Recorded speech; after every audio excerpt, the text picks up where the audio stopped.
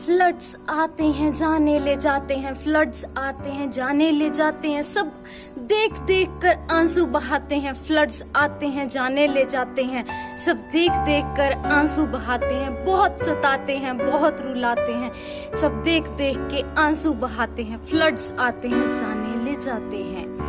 Okay, तो flood prone areas, जो हमारे फ्लड प्रोन एरियाज है, सबसे पहले वो क्या है?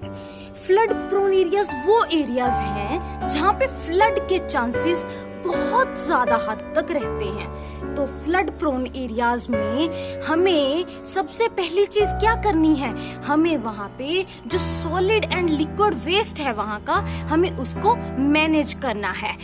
देखिए, अगर हम फ्लड प्रोन एरियाज में अगर हम सॉलिड एंड लिक्विड वेस्ट है अगर वो मैनेज कर लेंगे तो फ्लड्स बहुत हद तक कम आएंगे। कैसे? इसका एक बहुत ही आसान सा उदाहरण है, जैसे कि अगर कोई नदी नाले हैं, सपोज आप उसमें कुछ सॉलिड वेस्ट डाल देंगे। अगर आप वो सॉलिड वेस्ट डालेंगे तो अगर थोड़ी सी भी बारिश आएगी तो वो जो पानी है उसका जो स्तर है वो ऊपर आ जाएगा, और जब वो स्तर ऊपर आ जाएगा तो वो फ्लड में कन्वर्ट हो जाएगा। तो इस तरीके से फ्लड प्रोन एरियाज में solid and liquid waste floods को बढ़ावा देते हैं। तो अगर हम इस सॉलिड एंड लिक्विड वेस्ट पर कंट्रोल कर लेंगे तो इससे क्या होगा? जो फ्लड प्रोन एरियाज है उनमें फ्लड की जो हम कहते हैं ना कि जो बहुत फ्रीक्वेंटली फ्लड्स आते हैं, तो वो फ्लड्स की जो उसमें है एक कमी महसूस होगी, और वो हमारे लिए बहुत ही अच्छा होगा। क्यों? फ्लड्स आते हैं, बहुत सताते हैं, बहुत रुलाते हैं, जान माल का नुकसान पहुंचाते हैं, बहुत सताते हैं। तो फ्लड्स आते हैं तो उससे क्या होता है? डिजीज बढ़ते हैं, डिजीज बढ़ेंगे, ड्रेनेज सिस्टम ब्लॉक हो जाते हैं। तो जो ड्रेनेज सिस्टम ब्लॉक होते हैं वो कैसे होते हैं?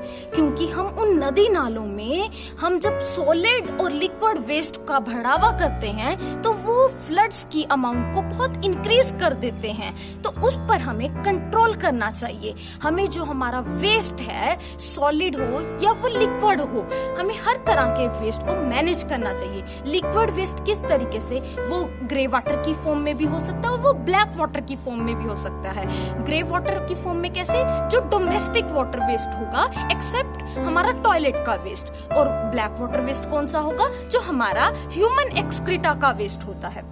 तो इसको कैसे मैनेज किया जा सकता है? जो हमारा ग्रे वाटर का वेस्ट है उसको हम रीयूज कर सकते हैं मैक्सिमम टू मैक्सिमम। टॉयलेट्स में इस्तेमाल कर सकते हैं, व्हीकल्स को वॉश कर सकते हैं, बहुत तरीके से उसको हम इस्तेमाल कर सकते हैं। तो जो हमारा ब्लैक वाटर है उसका हम क्या कर सकते हैं? हम फेकल स्लज मैनेजमेंट प्लांट्स तक उसको पहुंचाकर उसका ट्रीटमेंट करवा सकते हैं। ओके, तो हमारा सॉलिड वेस्ट कौन सा हुआ? इसमें भी दो तरीके से क्लासिफिकेशन की जा सकती है। या तो वो बायोडिग्रेडेबल हो सकता है या वो नॉन बायोडिग्रेडेबल हो सकता है। बायोडिग्रेडेबल वो जिसको हम डिकम्पोज कर सकते हैं, और नॉन बायोडिग्रेडेबल वो जिसको हम डिकम्पोज नहीं कर सकते। तो हमें जो अगर हम बायोडिग्रेडेबल वेस्ट को हमें सबसे पहले तो नॉन बायोडिग्रेडेबल को हमें अवॉइड करना चाहिए क्योंकि वो डिकम्पोज ही नहीं हो सकता।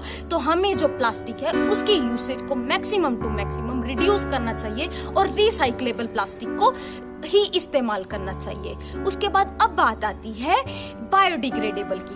बायोडिग्रेडेबल के लिए हम बहुत अच्छी टेक्निक्स का इस्तेमाल कर सकते हैं। हम कंपोस्टिंग, वर्मी कंपोस्टिंग टेक्निक्स का इस्तेमाल करके हम हमारा जो सॉलिड वेस्ट है उसको मैनेज कर सकते हैं, और जो उसके बाद एक प्रोड्यूस होता है वो मैन्योर होता है, उसको हम फर्टिलाइजर्स में इस्तेमाल कर सकते हैं। इस तरीके से जो फ्लड प्रोन एरियाज है हम उसमें डिजीज को बहुत कम कर सकते हैं, और फ्लड को हम जो फ्लड आते हैं बहुत फ्रीक्वेंट, उनकी फ्रीक्वेंसी को हम बहुत हद तक कम कर सकते हैं अपना सॉलिड और लिक्विड वेस्ट को मैनेज करके, और इसकी मैनेजमेंट बहुत जरूरी है। फ्लड्स का चांस घटाओ, फ्लड्स का चांस घटाओ, स्वच्छता बढ़ाओ।